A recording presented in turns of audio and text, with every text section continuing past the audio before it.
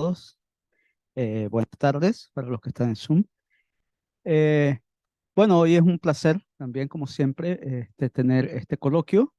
Eh, esta vez, pues tenemos al doctor Benjamín Hernández, que tiene una amplia experiencia acá en Ensenada. De hecho, que tiene más de 33 años trabajando. Y precisamente estábamos conversando acá de las capacidades de cómputo que se tenía a la época en donde ellos llegaron y bueno, y ahorita pues nos va a hablar de la capacidad de cómputo actual que tiene el instituto. Entonces, este, el auditorio es tuyo. Sí, buenos días, buenas tardes. El día de hoy vamos a ver lo del GridUNAM. Voy a tratar de dar una historia de cómo fue que se conformó GridUNAM. Y en la parte de cuando, si tienen alguna duda, pues igual me pueden ir interrumpiendo. Realmente no es problema, es una charla para que lo conozcan. Traté de meter menos cosas técnicas, más bien es platicado. Y al final de cuentas, pues lo interesante es que vamos a dar unos talleres de cómo se usa GridUNAM aquí en el Instituto de Astronomía, ¿no? Bueno, comenzamos. ¿Qué es lo que vamos a ver en esta charla? Aquí lo que es interesante es que la GridUNAM o todo lo que es la parte de grid o cúmulo o computadoras distribuidas geográficamente en sitios distintos. La idea general es que es un círculo en donde todo el mundo está conectado con todo el mundo y todo el mundo colabora de alguna forma, tanto en la forma de personas como colabora en la forma de recursos de cómputo. Vamos a iniciar en este mismo concepto. Me gustó esta foto. Y al final, pues sí se unen, ¿no? Aquí puse una interacción de dos cuerpos que me gustó, haciendo como que igual se están uniendo unos con otros. Bien, vamos a hablar de una historia. Vamos a hablar qué es realmente GridUNAM. Vamos a hablar de la arquitectura y las capacidades que están instaladas. Vamos a hablar del software que se le instaló y no cómo se le instaló, más bien el que ya tiene instalado. Vamos a hablar de cuáles son los proyectos que se utilizaron para probar las capacidades de GridUNAM. Finalmente, voy a hacer un reconocimiento a todos los integrantes. Espero que no se me haya pasado ninguno, sino unas sinceras disculpas. Y finalmente, ¿qué es el futuro de la GridUNAM? Bueno, GridUNAM realmente comienza en unas sesiones que se llaman Icarus, que era una iniciativa de cómputo de alto rendimiento, que por allá por el 2019, en particular aquí en astronomía, cuando estaba Héctor Aceves como jefe del departamento y Octavio Valenzuela lo invitó, Héctor me invitó a participar en esto. Y la idea de la iniciativa era que se juntara todas las entidades y todos los que de alguna forma tenían que ver en la parte tanto de configuración como de operación de los equipos de supercómputo, que nos uniéramos y platicáramos de nuestras experiencias. Entonces, ahí se conformó Icarus. Y digamos, el objetivo en sus documentos básicamente es eso, reunir especialistas con el fin de fortalecer, estandarizar e incrementar el uso de las capacidades de la infraestructura de cómputo de alto rendimiento y supercómputo.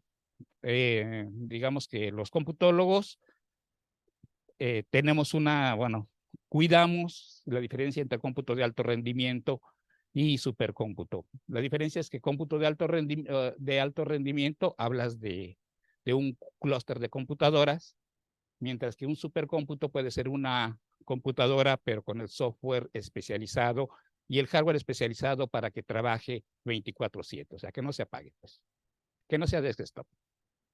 Una muy buena workstation puede ser supercómputo. Finalmente, en ese año, en el 2019, una de las primeras tareas que hizo Icarus fue generar un censo de todos los recursos, tanto de red como humanos, como líneas de investigación y problemáticas que tenía cada uno de los centros. En ese momento, ¿quiénes nos juntamos? Pues un montón, ¿no?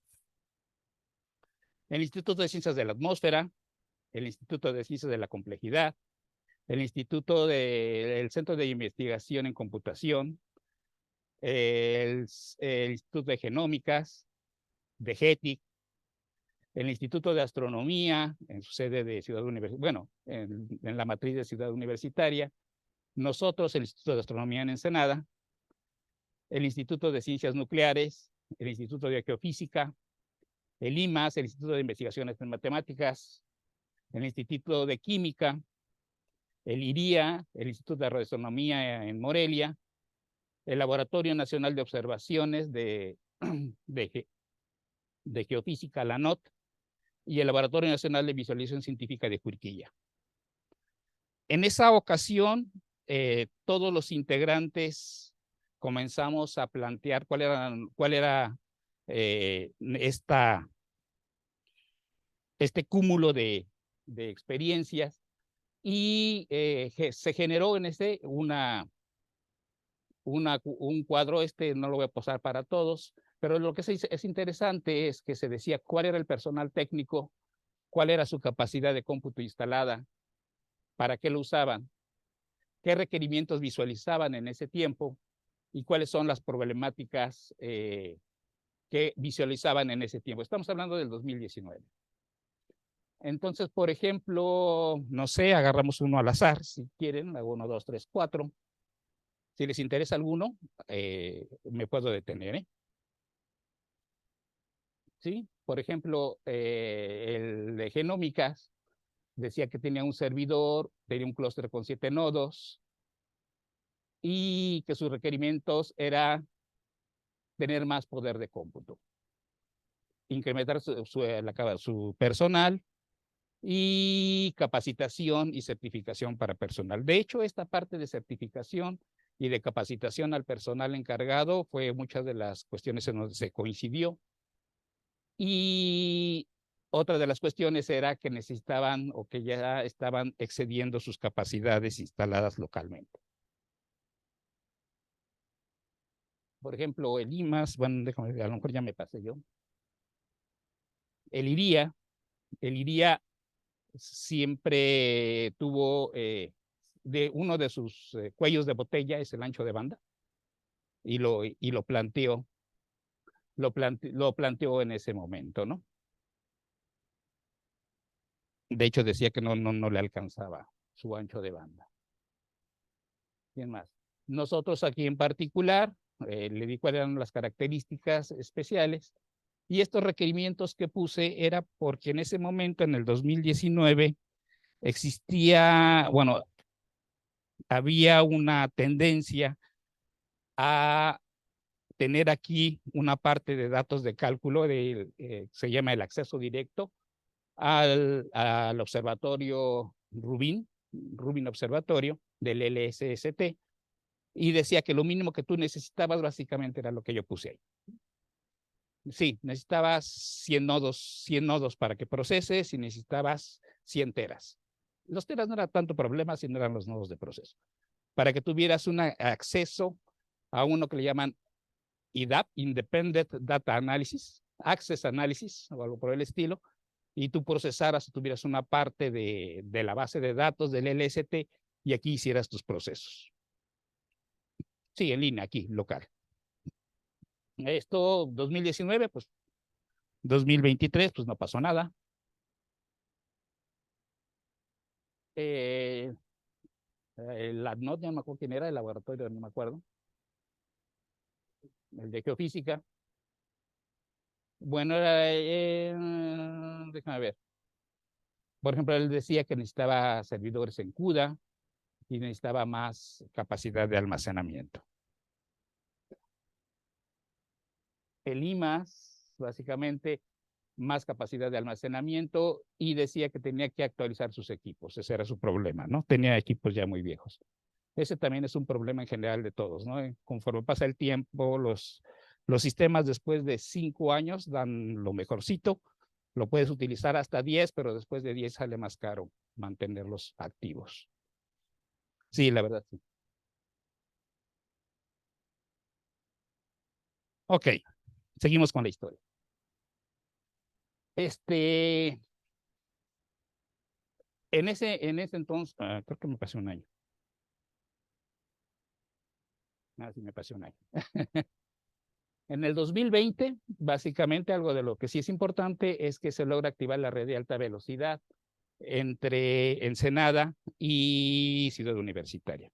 Una de las cuestiones es que nosotros tenemos ya desde hace tiempo una red de 10 gigabits por segundo que salimos por San Diego, y la UNAM como tal tiene una red de 10 gigabits por segundo y salen por Ciudad Juárez. Sin embargo, todas nuestras comunicaciones iban vía Hermosillo y estábamos a lo mucho a 1 gigabit por segundo, si nos iba bien, si nos iba bien. Lo que se hizo en eso, con apoyo básicamente del personal de GETIC de redes, se logró hacer el enlace vía los canales de alta velocidad de Estados Unidos, y ahorita ya vamos a 1 gigabit por segundo. Digo, a 10 gigabit por segundo. Hemos hecho pruebas y yo he llegado realmente nada más hasta unos 5 o 6 gigabits por segundo. Digo, sí, gigabits por segundo, es un montón. Sí, pero más o menos, más o menos es eso. Ok, en ese mismo instante, después de pláticas, 4 de todas las entidades nos damos a la tarea de conformar o generar, a ver si se podía hacer una grid. ¿Quiénes participaron? De GETI, con su titular, el doctor Héctor Benítez, el Laboratorio de Modelado de Datos. El Laboratorio de Modelado de Datos es un proyecto del Instituto de Ciencias Nucleares, del Instituto de Astronomía y del Instituto de Química, y sus directores son María del Pilar Carrión, el doctor Jesús González y el doctor Demetrio Miranda, ¿no? Demetrio Miranda. En ese mismo instante también el Instituto de Ciencias de la Atmósfera y Cambio Climático con el doctor Jorge Zavala, y nosotros aquí en Ensenada con la jefa de la unidad académica, la doctora María Teresa García. Estas 4 nos empezamos a reunir, separado ya de Icarus, bueno, no separado, en conjunto de Icarus, pero un subgrupo de, y comenzamos a trabajar en el proceso. Ahora, ¿esto en qué se hizo? Una de las cuestiones es que el proyecto de la rectoría, en su plan de desarrollo 2019-2023, y específicamente en el proyecto de actualizar y consolidar la infraestructura de cómputo orientada a la investigación y capacitar al personal académico en todos sus campos en materia de acceso y operación de los recursos, en la ficha descriptiva, cuando se empezó a crear la red UNAM, se concluyó o concluimos que en algunas entidades de la UNAM la necesidad de cómputo está excediendo sus capacidades locales instaladas, a pesar de los grandes esfuerzos de desarrollo. Que es importante implementar esquemas colaborativos entre instituciones, sobre todo para que pudiéramos compartir el cómputo instalado y los recursos humanos. Es decir, la idea era o es que con la infraestructura que tú tengas puedas tener una forma de accederla desde cualquier manera, sin necesidad de hacer una inversión fuente en otro sistema de cómputo de alto rendimiento estilo mixto. La UNAM reconoce estos beneficios de la colaboración y se empieza a conformar el GRID. Todavía ni nombre tenía, es un GRID así como de manera general, ¿no? Y entonces el reto era establecer y definir la normatividad de la colaboración, cómo se iba a capacitar al personal y cómo se iba a hacer las pruebas de operación del mismo. En el 2022, a través de instalación de máquinas virtuales, por ejemplo, ahí no había nada instalado, era nuestro mismo cloud que tenemos aquí, servía para que nosotros hiciéramos las pruebas del concepto. De hecho, era una prueba de concepto nada más. A finales del 21, principios del 22, terminamos las pruebas de instalación. Se instala la red de alta velocidad entre el laboratorio de modelado de GETIC y atmósfera. Se inicia la configuración de los prototipos de los servidores físicos. Nosotros iniciamos el clúster Géminis del doctor Aceves.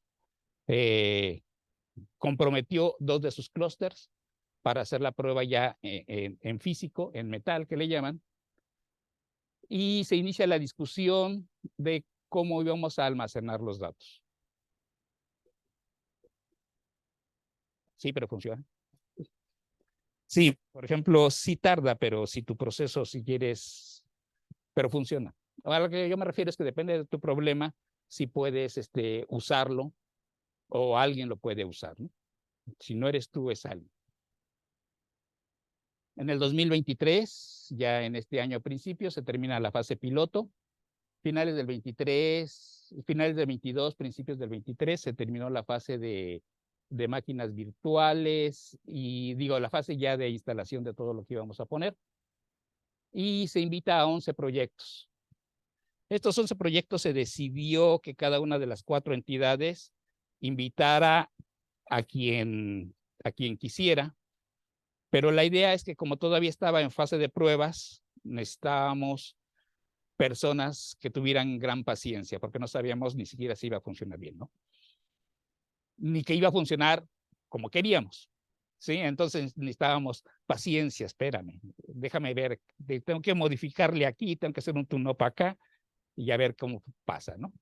Entonces, ese fue el motivo de estos 11, ¿dónde voy? De los 11 proyectos. Y en esa misma fecha, ya para finales en la primera mitad se genera el portal. Aquí en el portal está la normatividad y todo lo que se ha hecho. Estamos trabajando en él. Necesitamos integrar toda la parte de documentos para los usuarios finales. Ya casi está completa, pero todavía no la enlazamos ahí. Pero digamos, toda la información básicamente la vamos a encontrar aquí ya.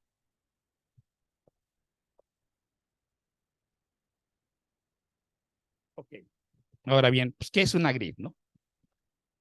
Básicamente es una malla de servidores de cómputo. De servidores de cómputo, a mí me faltó de servidores de cómputo y servidores de supercómputo y servidores de alto rendimiento que comparten recursos de procesamiento, almacenamiento y que están geográficamente distintas. En este sentido, el Instituto de Astronomía aquí en Ensenada damos el papel del negrito, o sea, somos el más lejano y si funciona aquí, no hay problema con lo demás, ¿no? Entonces, realmente nosotros, digamos, nuestra participación en las pruebas era muy interesante para ver cuáles eran los tiempos de transporte de datos. ¿Qué otras tareas? Pues gestiona la identidad de los usuarios, tiene un sistema de contabilidad y tiene una forma de un almacenamiento masivo. En nuestro caso, por ejemplo, parte del centro de datos ya se prestó al grid, ¿no? 50 teras en particular. Tiene la intención de compartir recursos de cómputo y personal especializado. Esta casa, aquí me quiero detener un poquitito, porque la verdad, en los 3 años que hemos estado trabajando, el personal, había muy poco personal que tenía información, bueno, tenía algo de experiencia en grid. Bueno, en particular nada más era uno de ciencias nucleares, que era Luciano. Y a partir de él empezó a compartir sus recursos y empezamos todos a aprender hasta que nos pusimos más o menos a un nivel parejo para ir aportando, ¿no? Se espera que en este arreglo el cociente de horas activas e inactivas sea mejor, es decir, que esté generalmente trabajando. Y aquí importante es que hay unos proyectos que por su tamaño no necesariamente cumplen con los requerimientos y las propuestas de Mixtli o de cómputo de alto rendimiento. Entonces, esa parte de proyectos pudiera caber aquí. Otra cosa importantísima es que algunos proyectos, aunque corren en Mixly, no necesariamente paralelizan tan en forma masiva, sino son proyectos que sí son importantes y están, pero ese tipo de proyectos pudieran migrar a esta tecnología. Pero, ¿qué sigue siendo eso?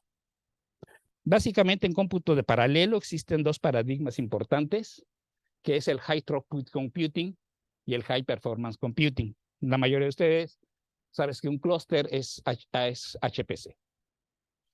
Redes de alta velocidad, generalmente InfiniBand, maneja el procesamiento tanto en los nodos como en forma global como una entidad con el paso de mensajes, MPI. Pero, por otro lado, existe otra forma de ver las cosas en la tecnología, bueno, en el paradigma High Throughput Computing, que significa es que se trata de lanzar la mayor cantidad de tareas o trabajos por unidad de tiempo. Yo tengo un tiempo finito y lo que me interesa es lanzar la mayor cantidad de procesos.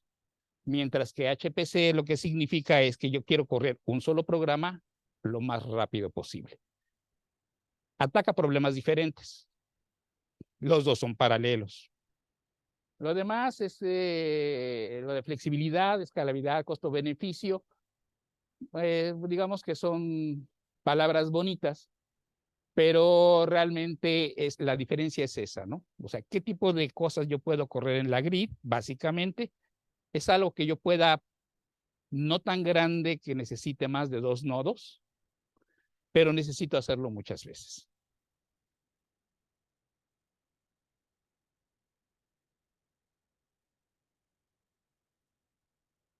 Ya se me... Ok, es que leí 2 veces porque no me daba, perdón. ¿Cuáles grids más que nada hay en el mundo? Bueno,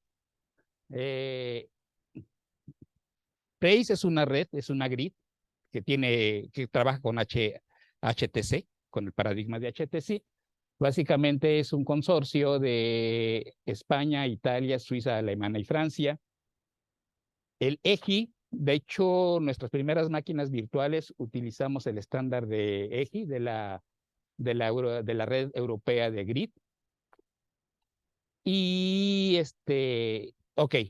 Y EGI, bueno, fue tan grande que tenía sus computadoras de la grid también en América Latina. Por otro lado, el CERN tiene también su propia red, y en particular el Instituto de Ciencias Nucleares, CONALIS, entró a la red, al ROC, la red operacional el Centro de Operaciones Regionales de América Latina, donde se controlaba el grid del CERN. El más grande de todos ahora actualmente es el Open Science Grid, y ese sí está casi en todo el mundo, ¿no? No encontré un botoncito de Australia, pero no sé si porque el mapa que vi no le alcanzaba a Australia, pero bueno, o sea, esto ya no reconozco. Todo eso ocupa, digamos que lo que nosotros instalamos en la grid o lo que se instaló en la grid, sí, más que nada es software que se está usando en todas estas redes. Es software que ya está aprobado, que es de alto rendimiento, transfiere más rápido que en un FTP o que en un, no sé, RSync, controla mejor los procesos y, bueno, está enfocado a cómputo de alto rendimiento. ¿Qué tiene la grid ahorita? Hablamos de cuatro dependencias. Puse las más chonchas abajo. Sí, por un lado, de GETIC tiene 8, no ha cedido, sino tiene 8 nodos con 256 hebras. Significaría CPUs en un dado caso, nada más que el concepto de hebras significa que algunos CPUs ven 2 CPUs por core y otros no. Entonces, el hebras es un término más exacto, pero puede ser un poco de sinónimo de CPUs, ¿no? Nodos, CPUs, RAM tiene 2 terabytes de RAM en todos sus 8 nodos. Esto es muy importante. S3 es un almacenamiento especial de alto rendimiento que se utiliza en redes, por ejemplo, de Amazon, donde tú puedes transferir N usuarios, y este tipo de redes, nosotros instalamos un tipo de red S3, tipo Amazon, local, y en particular de GETIC provee de 120 terabytes a grid. La MOD, por otro lado, acuérdense, Instituto de Astronomía, Nucleares y Química, provee de 8 nodos, tiene 512 hebras, tiene 1.6 terabytes de RAM y proporciona, básicamente es como para cuestiones locales, proporciona 1 terabyte nada más del tipo S3. El Instituto de la Atmósfera tiene 4 nodos, tiene 96 hebras con 375 gigabytes, y nosotros, que esto ya se le acabó, tenemos 2 nodos, los clústeres de Géminis, son 128 CPUs, 896 gigabytes de RAM, y tenemos 50 terabytes que se exporta del centro de datos. Lo que es importante, por ejemplo, en todo este cúmulo de cosas, es que también nosotros tenemos la mejor tasa de más memoria por nodo, ¿no? Tenemos del orden de 400 gigabytes de memoria por nodo. Mientras que estos dividen 502 entre 8, 256 entre 8 y 335 entre 4. Es el trabajo más grande que se pudiera procesar en un solo nodo del grid.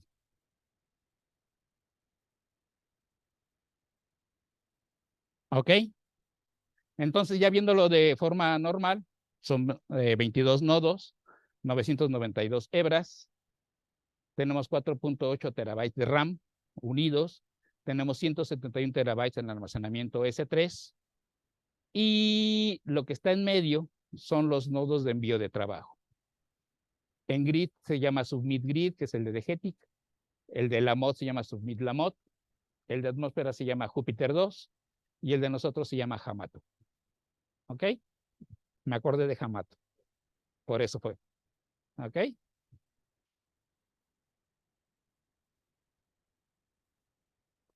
¿Pero llevo? 32 minutos, ok.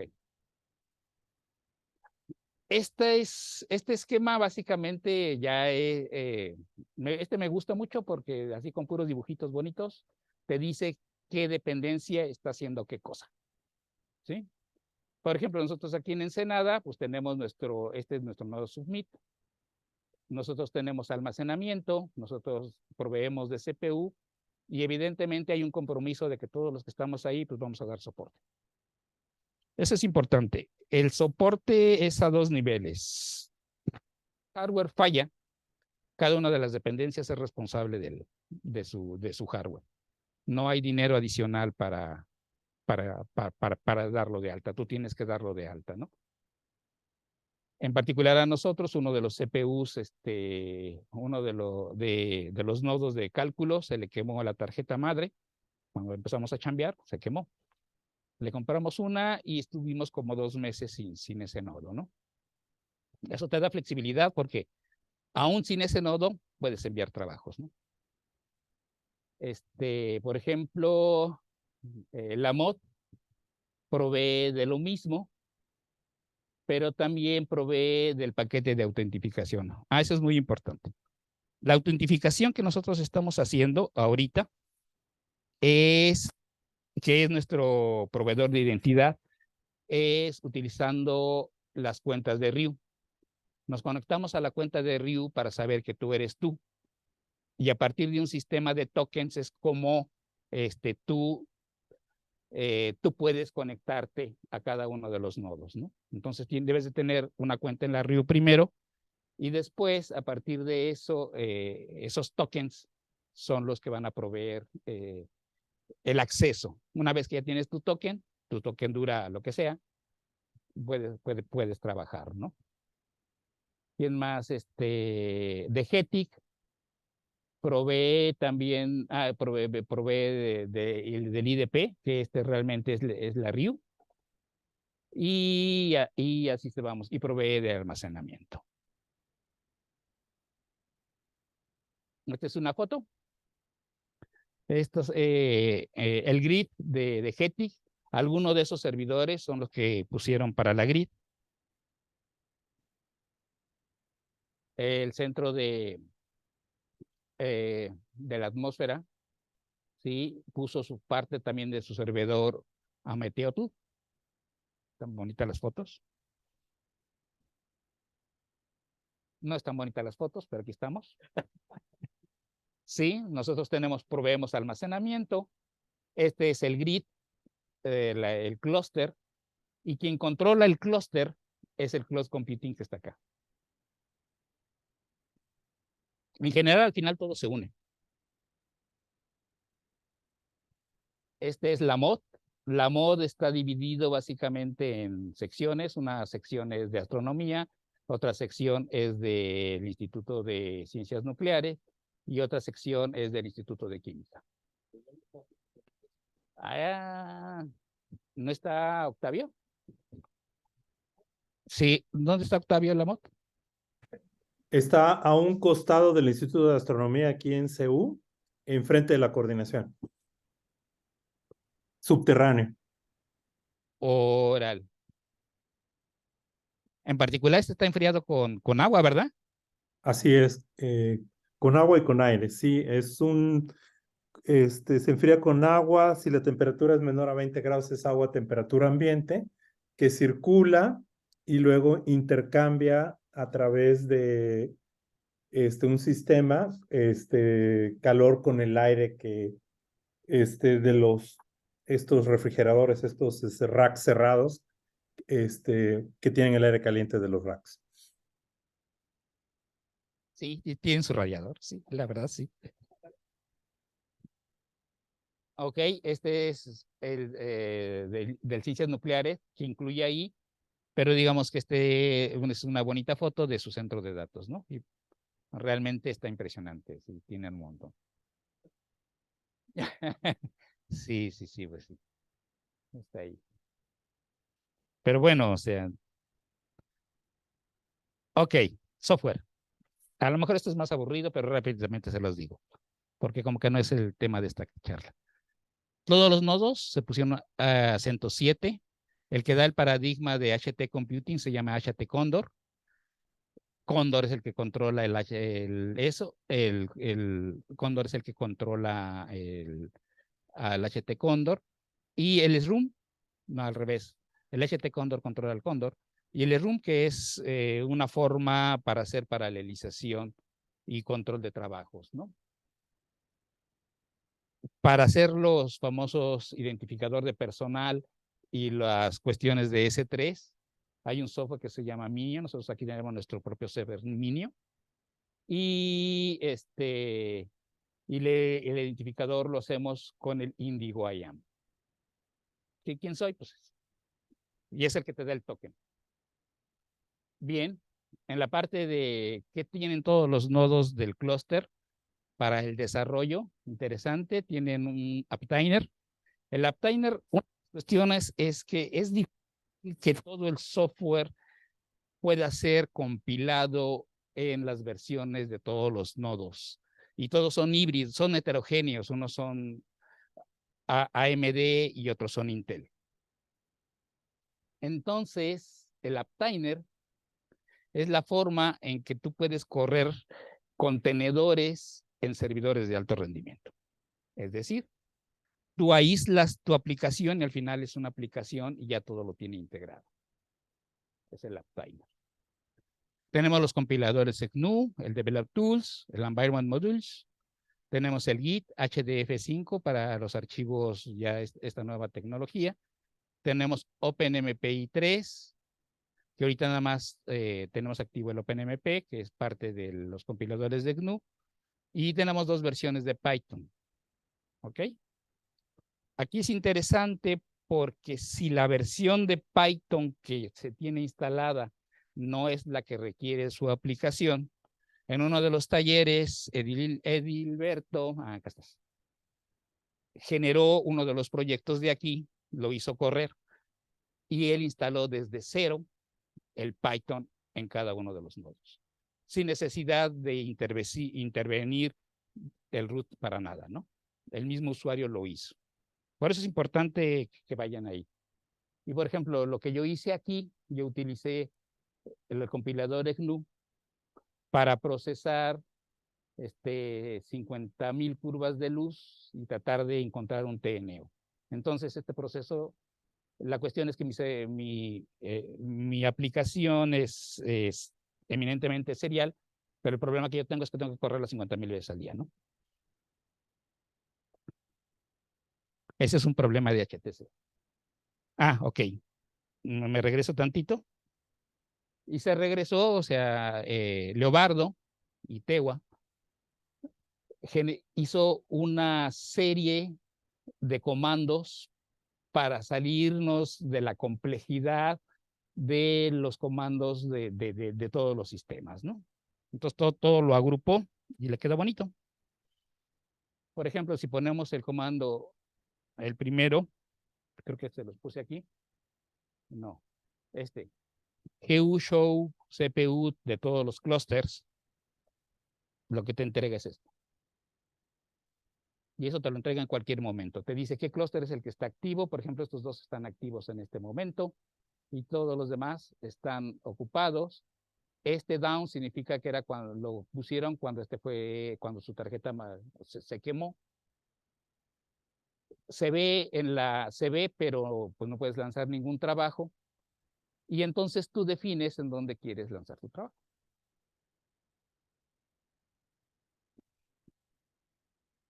Interesante. Y este ya es el detalle de la memoria. Cualquier cuestión de memoria ahí se ve, ¿no?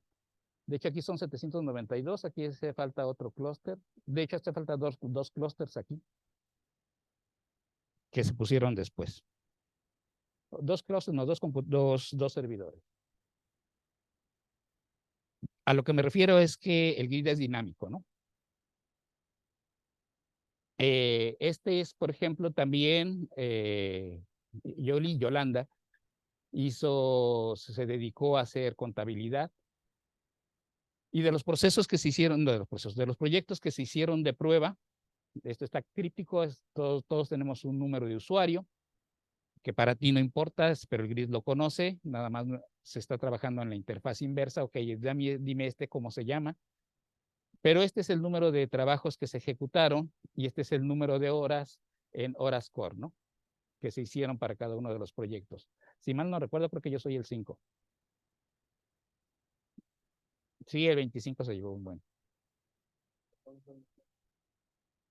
Sí, sí, pero está bien, pues, o sea, de hecho era.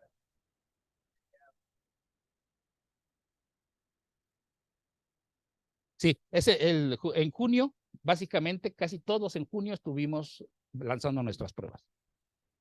Entonces, algunos pues en julio lanzaron pruebas y esta ya no tiene esa estadística, ¿no? Pero casi en junio todos empezamos a lanzar nuestros proyectos y el chiste era que carguemos lo más posible el sistema con los proyectos.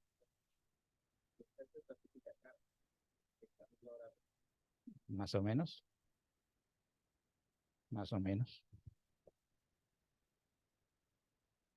¿Cuáles son los proyectos? De los 11 que se quedaron, solamente nos quedaron 7, ¿no es cierto? De los 11, 5 todavía no inician, pero estos son los reportes que hay. ¿De quiénes son? Del Instituto de Química, del Instituto de Astronomía, nosotros tenemos 2, del Instituto de Astronomía en Ciudad Universitaria tiene 1, el de Ciencias de la Atmósfera tiene 1, el ICN tiene 2. Y estos son los nombres, ¿no? De hecho, en la página están los proyectos y los que ya tienen resultados también ya están puestos ahí los resultados. En particular, lo interesante es que, por ejemplo, yo corrí la ejecución, la hice tanto en el clúster local como en Degetic, pero el dato estaba aquí. O sea, mis datos yo los guardé aquí y lancé la ejecución con el dato. y no encontré una diferencia significativa en el transporte de datos desde lanzarlos desde aquí a allá. La verdad no hubo diferencia. Bueno, decimales de diferencia, pero no hubo diferencia. ¿Ok? ¿Qué se hicieron? Se verificó la autentificación del sistema operativo, que el gestor trabajara correctamente, que aprendiéramos cómo realmente teníamos que matar el trabajo, porque eso es interesante, o sea, no es tan fácil. El proceso de trabajos, bueno, que el despacho de trabajos funcionara bien, que el almacenamiento funcionara y que lo pudieras usar no importa en dónde estés. Eso para mí fue, de hecho yo no lo creía, ¿no? Dije, no, así va a tardar más. No, pues no, tardó lo mismo, ¿no? ¿Qué es esto, no? ¿Qué es el almacenamiento S3? Es el almacenamiento de alta tecnología de Amazon. En particular es un almacenamiento que se llama almacenamiento por objetos. Se verificó la transferencia de datos de 10 gigabits por segundo entre todas las instituciones de Ciudad Universitaria. Y bueno, se pudieron ejecutar diferentes parámetros, programas diversos con parámetros de ejecución. Ok, lo que es interesante es que en este programa había de chile, limón y dulce. Es decir, unos programas se corrieron con contenedores, otros programas instalaron lo que necesitaban instalar desde cero, desde el mismo programa. Y en el mío compilé con esas mismas librerías, con las librerías del sistema operativo ya instaladas en el GRID, pero las librerías adicionales que yo necesitaba para el modelo de inteligencia artificial las tuve que compilar y lanzárselas también al ambiente. Entonces, digamos que después de junio, ya nos colgamos la medallita de semi-experto. Sí, cada quien agarró una área y cada quien le enseña al otro, ¿no? ¿Quiénes somos? De DGETIC, está en orden alfabético: Irving Álvarez, Silvia Fausto, Jesús Fernández, Yolanda Flores, Leobardo Itegua, Eduardo Ortega. Por la astronomía, como no tenía mucho espacio, aquí nos pusimos a los dos juntos. Julio Clemente, yo, Edilberto Sánchez, y actualmente, de reciente adquisición, Francisco Ruiz acaba de integrarse, ¿no? En nucleares, pues Luciano era el único. Y en ciencias de la atmósfera, Pedro era el único. Pero sí, lo que sí es que encontramos muchas asesorías, charlas con Lucas Nellen, que nos decía cómo ir, Octavio, que siempre estaba pendiente y nos decía por dónde estaba el camino, y quien siempre nos decía que nos estábamos atrasando, pues era Lourdes Vázquez, ¿no? Pero digamos que ellos eran los que nos iban conduciendo y pues también nos iban alentando o motivando de diferentes formas, ¿no? Total, ya para terminar, ¿qué nos falta por hacer? Pues que los trabajos balanceamos las cargas de GridUNAM, que ya no importa que tú selecciones el software donde vas a ejecutar, pero lo que a mí se me hace mucho todos son interesantes, ¿no? Pero lo que a mí se me hace más interesante es que, ok, los clústeres que tenemos tienen por definición MPI, pero ahorita no podemos correrlo. Entonces, un trabajo es cómo correr MPI en estos que tenemos aquí. Y la otra, todavía es mucho más interesante, que apenas lo estamos pensando, es si tenemos una tarjeta GPU, ¿cómo la vamos a controlar? Y bueno, un sistema automático de distribución de software.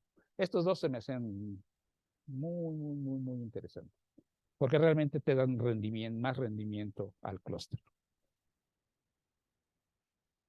Y bueno, este es un anuncio. Yo voy a hablar a la última semana de septiembre. De hecho, va a ser un taller, va a ser por red. Todavía no sabemos exactamente cómo es, pero yo voy a generar 50 usuarios de GRID. Van a ser, por cada institución, voy a apartar 5 usuarios, y el resto va a ser para que ustedes puedan invitar a quien quieran. Van a tener acceso por, no sé, una semana, 2 semanas. Cada uno de ellos es independiente, pueden entrar a uno u otro. Lo que yo voy a ver es cómo lo compilas en el código nativo y cómo colocas librerías adicionales y cuál es el esquema que tú utilizaste para hacerlo. No se vale la palabra, pero en ese sentido sería cómo gridificas tu aplicación, ¿sí? Porque no está tan... depende de tu aplicación, puede ser o no... Bueno, lo puedes verificar o hasta de plano no puedes verificarlo, ¿no? En el siguiente mes, en octubre, en la última semana, Edilberto va a hablar básicamente de Tonali, cómo le hizo con Python, porque necesitaba un Python especial, que no estaba ahí, con las librerías especiales y todo especial, ¿sí? Entonces, esa es la tarea en esta misma sesión. Y la última, con nuestro gurú de contenedores, con Pedro Cruz. Vamos a ver si nos puede apoyar en eso. Si no nos puede apoyar Pedro Cruz, pues ya veremos quién nos apoya. Y pues ya.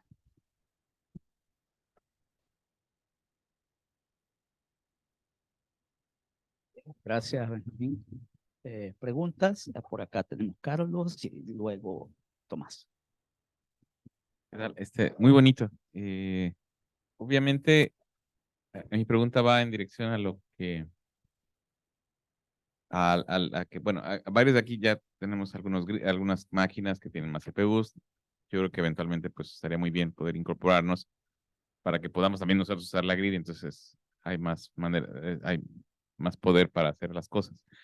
Pero aquí hay un detalle que se me ocurrió durante tu plática. Por ejemplo, ahorita aquí en Ensenada acabamos de comprar una máquina entre 3, con lana de 3 proyectos de Papit, por ejemplo, ¿no? Pero una de las dificultades fue, por ejemplo, que la máquina estaba muy fácil de adquirir y muy rápido de adquirir si lo hubiéramos comprado, por ejemplo, en Estados Unidos. Para adquirirla aquí en México hay 2 proveedores y es una bronca burocrática. De hecho, es imposible básicamente comprarla. De lo que no se es que es imposible comprarla en Estados Unidos porque Papit no paga la importación y no hay modo de hacer el trámite.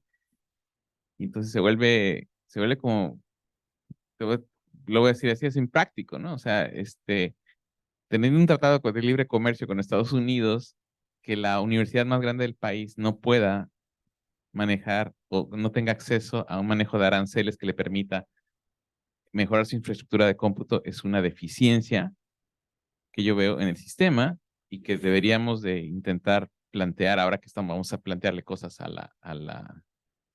los candidatos a la rectoría, ¿no? O sea, esa excesiva burocracia de la que hablan, de Papit, que la que hablaron ayer, a lo mejor puede tener alguna manera de dársele la vuelta, porque los proveedores de supercómputo en México son muy limitados, no están dando el ancho, por muchas razones, y y son mucho más caros que los proveedores de supercómputo en Estados Unidos y Canadá, con los que tenemos tratado de libre comercio.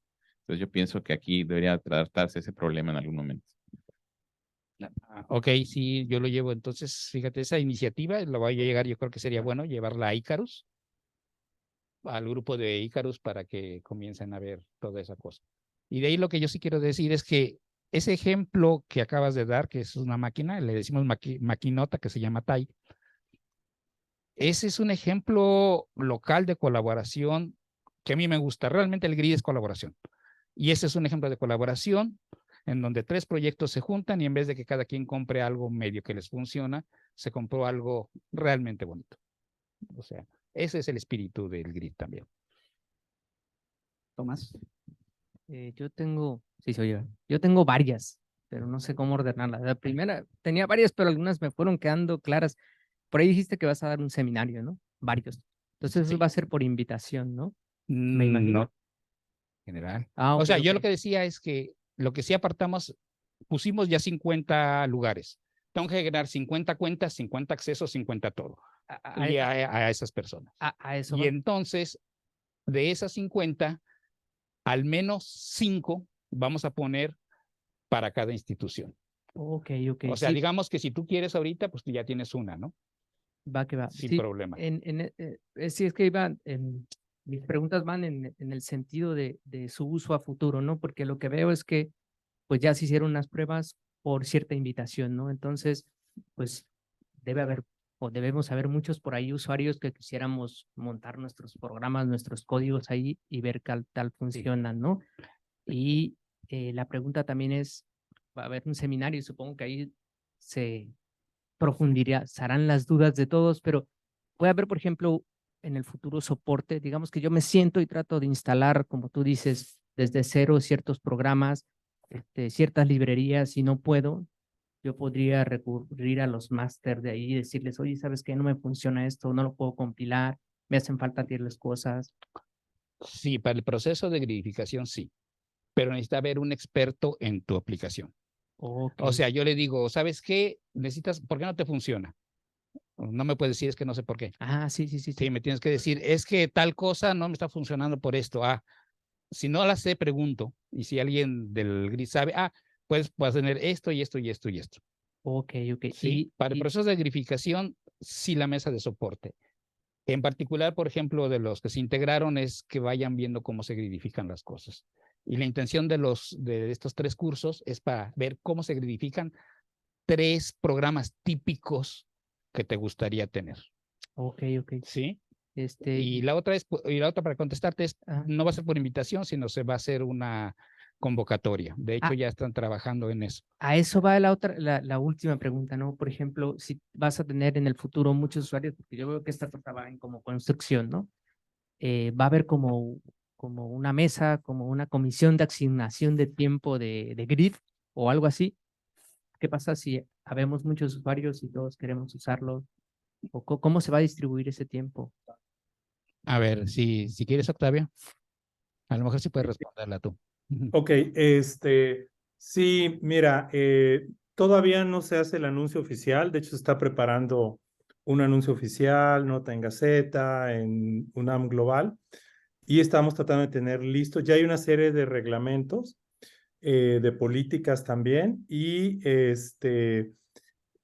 va a ser el Comité Académico de Supercómputo quien va a realizar la asignación en colaboración con, hay una comisión técnica, estos asesores que mostraban los colegas en la transparencia de los participantes, somos parte de la comisión técnica, también la gente de telecomunicaciones de DGTIC. Entonces, esa comisión junto con el comité de académico de supercómputo va a realizar las asignaciones.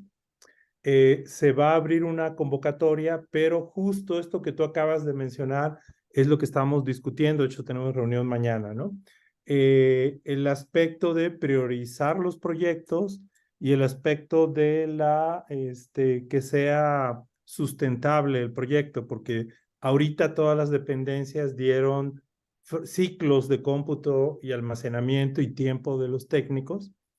Entonces, tiene que hacerse un plan para que los nuevos participantes puedan aportar, ¿no? Ya sea o en adquirir infraestructura o con algún técnico. Estamos delineando todo ese esquema para que los recursos se renueven o crezcan, y se pueda dar, digamos, apoyo a la mayor parte, ¿no? Inclusive está planteada la posibilidad de hablar con DEGAPA para que en los proyectos, pero todavía está en discusión, pudiera haber el rubro de que uno pudiera elegir, bueno, en lugar de comprarlo yo, que DGTIC lo tramite y que sea, digamos, recurso para el Grid UNAM, ¿no? Entonces, todas esas ideas se están discutiendo y cuando se anuncie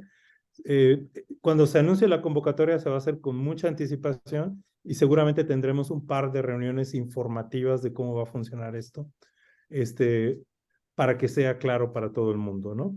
Estos talleres que acaba de anunciar Benjamín son claves para la parte técnica, ¿no? Al final mencionaba la parte de contenedores. Un poquito la intención va a ser que como tú usas en tu equipo tu aplicación, tú puedas crear este contenedor o este ambiente virtual y ese mismo lo corras en Grid UNAM, pero están trabajando los chicos en que eso sea posible y transparente para los usuarios. Ok, hay tiempo para un par de preguntas más. Sí, Gagui. yo, primero, gracias, Benja, para esta introducción. Pero yo quiero entender los beneficios, peligros y riesgos asociados con tener un grid como este. Si los trabajos que nosotros hacemos son muy diversos, son muy de diferente escala y utilizamos diferentes ambientes, programas, etcétera, etcétera. Si mañana me van a decir, no te vamos a comprar una computadora porque ahí tienes grid, váyate y usa el grid de UNAM, a lo mejor no va a servir para todos que hacen sus propios cosas en su propia computadora. Y por otro lado, eso también quiero mencionar, como tú hiciste un discurso histórico, yo cuando llegué a este instituto, cada investigador tenía unas workstation en su mesa, Andatco, Sun, que costaban 25 mil dólares. Después, el desarrollo de cómputo fue a laptops y eso se bajó el precio impresionante. Y las agencias que nos pagan por comprar computadoras están acostumbrados que por $1,000, $2,000 puedes comprar a cualquier investigador. Pero el desarrollo de computadoras también se fue diferente. Ahora los laptops son para amas de casa que ven TikTok. Para hacer trabajo científico ya se vuelven a producir computadoras que vuelven a costar como $20,000. ¿Cómo vamos a poder pedir este financiamiento y pues justificar que es necesario mientras que existe este grid y otras estas opciones? Gracias. Sí, lo que pasa es que el grid tampoco es como para... Puedes tratar de gridificar muchas cosas y en particular puedes... Lo primero es que este grid es heterogéneo. Por tal motivo, su velocidad de respuesta es muy diversa. ¿Sí? Si caes en un nodo rápido, pues será más rápido. Si caes en un nodo lento, pues será bien lento. ¿Ok? Creo que la parte de desarrollo de proyectos personales, o no personales, o de grupo, lo que sea, pues creo que eso, la intención de la grid, la verdad, es todos los recursos que tú tengas ya instalados, porque digamos, el costo de esta grid para la UNAM realmente, nada más se compró la red de alta velocidad en el círculo central de las tres instituciones, y lo único que se invirtió fue mucho tiempo humano de nosotros, pero no invirtió un 5 en equipo para ninguna dependencia, ¿no? O sea, ahora, y según recuerdo, porque eso también era, creo que en uno de los lineamientos de grid había un punto específico donde cada institución se iba a hacer cargo de sus propias cosas. La intención de la grid es que tú compartas básicamente el tiempo que está libre. El ejemplo más clásico, por ejemplo, es el del Instituto de Ciencias Nucleares. El clúster que ellos tienen tiene varias colas. Nosotros nada más accedemos a una. Si ellos lo están usando, aunque no sean usuarios del grid, ellos la explotan. Si tú llegas y agarras el trabajo, bueno, pues ya ellos se tendrán que esperar. Pero realmente es tratar como de rescatar los tiempos muertos que no tienes. O sea, esa es como que la filosofía principal. Tú tienes un servidor, tienes 10 estudiantes que lo están utilizando todo el tiempo, pues ese no es para que lo metas tú a la grid, la verdad. Tienes un servidor que se te fue tu postdoc o lo que sea, te dejó a medias y ya tienes un tiempo muerto ahí, alguien más lo puede usar. O sea, esa es la idea. ¿O qué opinas tú, Octavio? Sí, un poquito regresando a la preocupación, o sea, entiendo la preocupación de Gaki, creo que era, y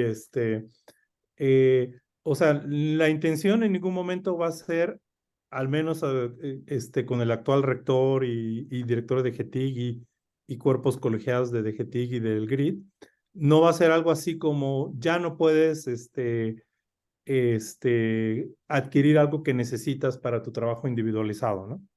No va a ser así, pero sí hace falta en la universidad un esquema global de desarrollo del cómputo científico. Eso no existe. Y hay una gran duplicidad. Hay de repente equipos con una gran cantidad de memoria RAM o procesadores que se compran en un momento dado y luego están a veces gastando energía eléctrica, ahorita que es muy importante, ¿no? El regular el consumo eléctrico, igual la inversión en infraestructura. Entonces, la intención de estos es aprovechar esto de la manera más ordenada, sacarle el mayor jugo. La filosofía de esto es, si tú decides invertir como dependencia o como investigador individual un procesador o un nodo, vas a obtener más que lo que fue tu inversión porque también vas a poder usar el resto del equipo, ¿no? Sin embargo, en ningún momento se está pensando en una cuestión de prohibición, pero sí se va a tratar de explicar todo el tiempo las ventajas que tiene de trabajar de esta forma. Por eso lo de los contenedores. La idea de los contenedores es lo que tú puedes hacer y estamos haciendo estas pruebas con algunos investigadores, lo que ellos hacen en su equipo personal, pero el equipo personal es una estación de trabajo, no una laptop. Crean el contenedor y luego probarlo en el grid, porque antes de ofrecerlo queremos ver los pros y contras, estamos aprendiendo eso, pero no va a ser para todo tipo de proyectos, ¿no? Habrá cosas que tú puedas hacer en tu equipo individual, y también hay cosas de supercómputo. Esto no sustituye una computadora o un clúster central de supercómputo, sobre todo por la conectividad, como dijo Benjamín. Esto está hecho como para machacar muchos datos o explorar espacios de parámetros muy grandes que algunas áreas de astronomía, de biología, de química, lo tienen que hacer, y muchas veces estos proyectos no son adecuados para una supercomputadora, pero sí requieren una cantidad muy grande de ciclos de cómputo, y se detectó que grupos de investigación o evadían realizar ese proyecto o lo corrían, ¿no? Y aquí no se realiza ese tipo de investigación, ¿no? Entonces es un complemento, ¿no? Que aprovecha mejor lo que ya se invirtió, ¿no? Esto que acaba de decir Benjamín son prácticamente 1000 cores. Los invito a que vayan a la página de Amazon y vean cuánto cuesta esa capacidad de cómputo, y aquí la inversión fue mínima, ¿no? Entonces, es mostrar que con una estrategia más optimizada se pueden alcanzar con los mismos recursos proyectos más ambiciosos o más proyectos, y usar con cuidado el otro tipo de tecnologías, ¿no? Ok, pues bueno, muchas gracias a Benjamín, ya estamos un poquito fuera. Entonces, bueno, los invito a que los que estén interesados, pues se queden a la charla de CU, que va a ser transmitida acá también. Entonces, nos vemos el martes, un coloquio extraordinario, y luego